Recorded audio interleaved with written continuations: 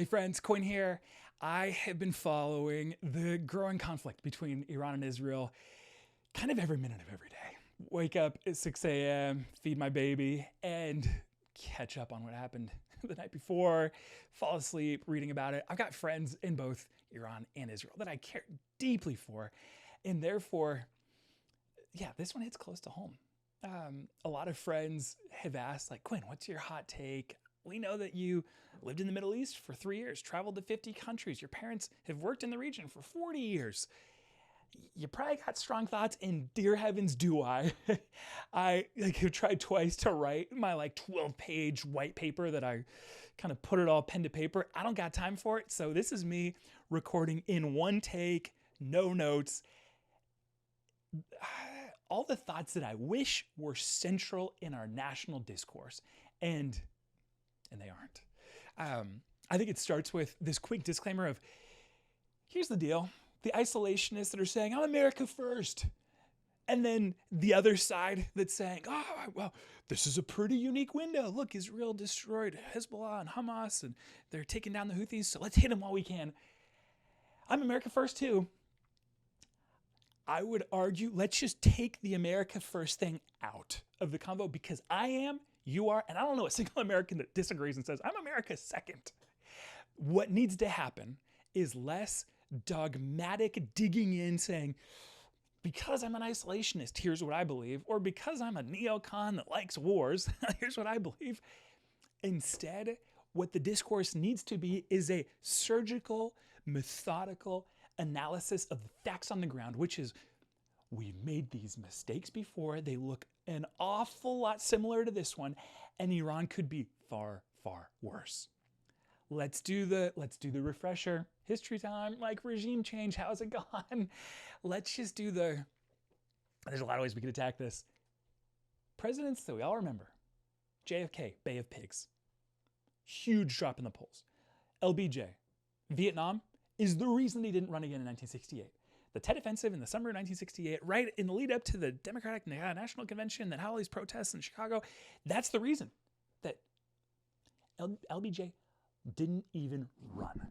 Let's keep going. Jimmy Carter, there's like a lot of interesting history, and I would make the case that he was complicit via the CIA's tacit approval to the Ayatollah Khomeini's rise. It's the second regime change in Iran that the U.S. was either really blatantly a part of, 1953 was the first, or 1979, where we were tacitly approved. That led to the Iranian hostage crisis that I would argue is one of the central reasons Jimmy Carter didn't win re-election. Reagan, the Iran-Contra scandal, basically 1985 to 87, could have lost George H.W. Bush the election. It was the biggest knock on Reagan's 8 years. Keep going. George W. Bush is obvious. So let's just skip that one. Iran and Afghanistan, colossal failure. Biden, his polling was consistently strong until they botched the off-ramp in Afghanistan, and his polls plummeted to the mid-30s, and they stayed there. That's attempted regime change on how presidents fare. Another way to put it is, I'm skipping all of the Cold War intrusion into South and Central America. If you want to, there's a lot of brilliantly important history on the CIA tampering with free and fairly elected, and you could just list off basically everyone in Central America. Guatemala, Honduras, Nicaragua, El Salvador, twice, Nicaragua twice, Panama once, Venezuela once or twice, depending on how you look at it, Chile, Cuba twice. And that's just in the Cold War. If you want to do, there's this whole thing called the Banana Wars that's like important for you to understand. If you go back to William McKinley, won the Spanish-American War, it's the reason that we got implicated. We were given basically the Philippines in the late 1890s, Spanish-American War, 1898. Beat Spain, get Philippines, enter into that like kind of multi-year / multi-decade conflict. Same thing with Cuba around then. Since William McKinley, Donald Trump's like kind of the heir apparent, the person that he wants to completely emulate, I could count 50 attempted regime changes by the US, and you tell me how many have worked. 0. And now let's just do the counterfactual on, okay, well, is there a world where Iraq could have been better? Or Iran could be better than Iraq? Because right now, like, I don't watch Fox, but this week I've been watching it to make sure no one's beating the war drums, and they are. And it's the same analysts and pundits that were beating Biden over the head about Afghanistan. And now I'm hearing them say, let's take him down. 2001, I have empathy for, obviously, the 9/11 terrorist attacks. That galvanizes a nation. I understand the WMD argument, kind of, in 2001. I don't understand it with all the evidence we have today and all the manipulation that occurred. And yet, today, Iran, by U.S., like CIA, all intelligence services, don't believe Iran has a weapon of mass destruction, nor have they been intentionally manufacturing one since 2003. Tulsi Gabbard said so 3 months ago, like under testimony at a Senator House hearing. Bibi Netanyahu, the one that keeps saying it, he said the exact same thing for over a decade. Like the evidence is just like, it's abysmal compared to 2001. And not to mention, let's just do this really quickly. Iran, 90 million people. Iraq, 30. Iran's military, 600,000 people. 6 times, 600% more military funding than Iraq and Afghanistan combined. For Americans to think that we can, and this is, if you follow the news, it's like, okay, we're going to have one bomber leave from one of 2 locations, either South China Sea or the U.S., Nebraska, fly for 30 hours to a refill halfway there, drop a bunch of these bunker busters that need to get a half mile down until it's just one big crater, and then we go home, and Iran won't be pissed. There's no world where Iran cannot reciprocate. Knowing the Iranian mentality, much less the Ayatollahs, he will reciprocate. He's already made abundantly clear. He has in his crosshairs countless American military bases, all in range of his cruise and ballistic missiles. And then we need to be painfully clear that there is ample reporting on Iran really intentionally placing sleeper cells in major Western European and American cities that they can activate on a moment's notice. And then we aren't even getting into the cyber warfare division in Iran that is on par with Russia. Think of all the damage Russia has created in our elections, financial system. It's high stakes. There is the symmetric and the asymmetric warfare Iran can enact. And now let's just keep peeling back the layers, whether it's Afghanistan or Iraq. If we just focus on Iraq, yes, we toppled Saddam. It's one thing to create chaos in the Middle East. Kind of anybody can do it. Everyone has. It's another thing to think that Iran, with the best funded, largest paramilitary organization, the IRGC, that owns 30% of the Iranian economy, that is legally required to directly report only to the Ayatollah, coupled with a clerical theocratic system where there are thousands upon thousands of appointed Islamic jurists called mullahs that govern massive swaths of society. This isn't Saddam with his Ba'athist like cronies who are all scalping portions of the economy day in and day night. Like, this is, in order to clear out the regime, it's not a couple well-placed assassinations. We're talking hundreds of thousands, a 600,000 person military, a massive organizational structure around the paramilitary, and an entire legislative body that is deeply committed to the 1979 revolutionary aims and their theocratic Islamic Sharia way of ruling. So if Trump, the agent of chaos, who has already proven he can mess a lot of stuff up, a lot of us voted for him to mess up the deep state and have Doge mess up other things and save money. Trump can tear stuff down. It's going to be hard to tear everything down that I'm describing. But then the clinically difficult job of building, nation building, that requires such a deft hand, that requires such forethought and wisdom, all these words. I'm like, Trump ain't the guy for the job. We all know it. We're talking the most complicated nation building situation with the least qualified leader. It's an absolute recipe for disaster.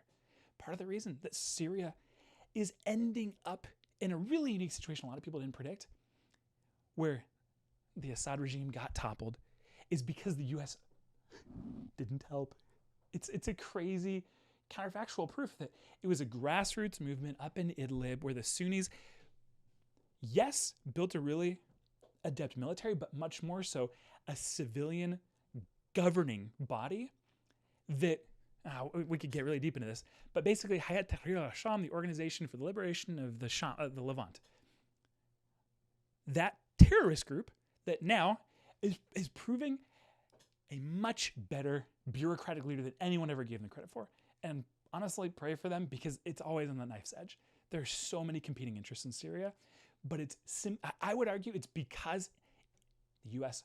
wasn't affiliated with them that they've done so well. We are a net drag on these majority, I won't even say it, in these really nuanced Middle Eastern societies. So just the sheer nature of the U.S. trying to enact regime change, it just means it's cursed from the beginning. Now, here's the last point that I watched the Tucker Carlson, Ted Cruz piece where Tucker, honestly, I don't like Tucker, but I was like, go get him. I was impressed. I thought he was spot on and saying, like, one, what do you know of Iran to be such a warmonger? And then two, just explain your allegiance to Israel. And Ted kind of, in a really naive, ignorant way, tries to quote scripture like, if you bless the Jewish people, then God will bless you. And it's like, hold on. Like, what does the scripture say? And are you talking about the people of Israel that I, Quinn, have numerous friendships with, that I care about, that I'm committed to their sovereignty and safety? The people of Israel? Yes. No, very few people disagree. It's the administration. That's the last thing to examine. What are their incentives? Who are the personas? What are their convictions? Who are their constituents? And why are they dragging us in? It starts with Bibi Netanyahu, the ultimate conniver, like a brilliant political manipulator who, in the lead up to October 7th terrorist attack, was already sinking in the polls, was already fighting numerous criminal charges for corruption, and in order to defend himself, enacting these egregious judiciary reforms, propping up his power, leading to the largest mass protests in Israel, some of which that I've attended,